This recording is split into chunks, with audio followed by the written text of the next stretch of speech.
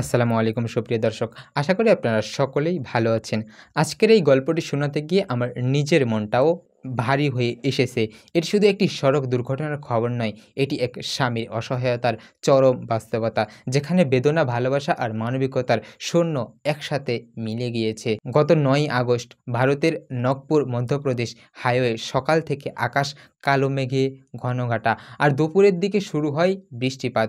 এই প্রতিকূল আবহাওয়ার মধ্যে মোটরসাইকেলে করে নিজের গ্রামের পথে হাঁটছিলেন অমিত বুন্দা যাবত এবং তার স্ত্রী গার্সি যাবত। গন্তব্য ছিল মধ্যপ্রদেশের কেরানপুর গ্রাম, কিন্তু তারা জানতেন না এই যাত্রায় হতে যাচ্ছে তাদের জীবনের সবচেয়ে ভয়াবহ অধ্যায়। ডেভেলপার এলাকায় পৌঁছাতেই পেছন থেকে একটি হঠাৎ দ্রুতগামী ট্রাক সজারে ধাক্কা দেয় তাদের মোটরসাইকেলে।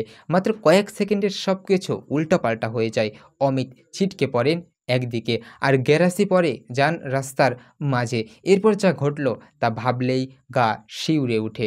ট্রাকটি গ্যারোসিস এর ওপর দিয়ে চলে যায় আর মুহূর্তের মধ্যেই অদৃশ্য হয়ে যায় বৃষ্টির আধারে। রাস্তার ওপর নিথর দেহ পড়ে থাকেন গ্যারোসি, আর জীবন তখনই শেষ হয়ে গেছে। অমিত আহত ছিলেন, কিন্তু তার কাছে সে মুহূর্ত নিজের ব্যথা বড় ছিল না, বড় ছিল স্ত্রীর নিথর দেহর পাশে দাঁড়িয়ে অসহায়ের মতো দাঁড়িয়ে পড়া। তিনি ছুটে যান রাস্তার পাশে, চিৎকার করেন, সাহায্য চান, কিন্তু ভারী বৃষ্টি, কাদা আর ঝড়ো হাওয়ার কোনো কিছুই থামেনি। মানুষ শুধু দূর থেকে তাকিয়েছে, কিন্তু কেউ হয়তো এগিয়ে আসেনি। এই নির্মম মুহূর্তের চারপাশে ছিল এক নির্মিত নীরবতা। স্ত্রীর মৃতদেহটি সাবধানে মোটরসাইকেলের পিছনে বেঁধে নিলেন তিনি। ঝড় বৃষ্টির মাঝে কাদামাখা রাস্তা পেরিয়ে বাড়ির দিকে রওনা দিলেন। এই দৃশ্য কেউ চোখের পানি ধরে রাখতে পারল না।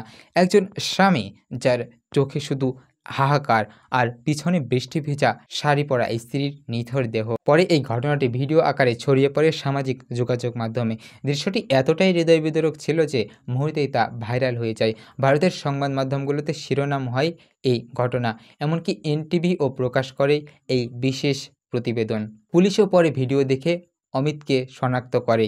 দেওয়ালপাড় থানার কর্মকর্তা জানালেন, দুর্ঘটনার খবর পাওয়ার পর তারা ঘটনাস্থলে গিয়েছিলেন, কিন্তু তখন কাউকে সেখানে পাওয়া যায়নি। তারা অমিতকে কুমারী টোল প্লাজার কাছে থামানোর চেষ্টা করলেও তিনি সেখানে থামেননি। অবশেষে পুলিশ তার বাড়িতে গিয়ে তাকে আটকায় এবং মরদেহটি ময়নাতদন্তের জন্য নাগপুর ইন্দিরা গাজী মেডিকেল কলেজে পাঠানো হয়। প্রতিবেদনটি পাওয়ার পর আইনি ব্যবস্থা নেওয়া হবে বলে জানিয়েছেন কর্তৃপক্ষ।